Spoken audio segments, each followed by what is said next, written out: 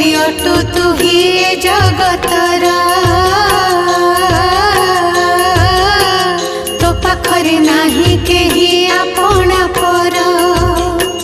जेझा कर्म मते जेझा गुंजई प्राणी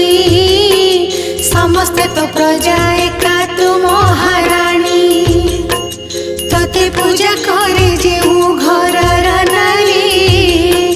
से घरटी होई जाए सरग पुरी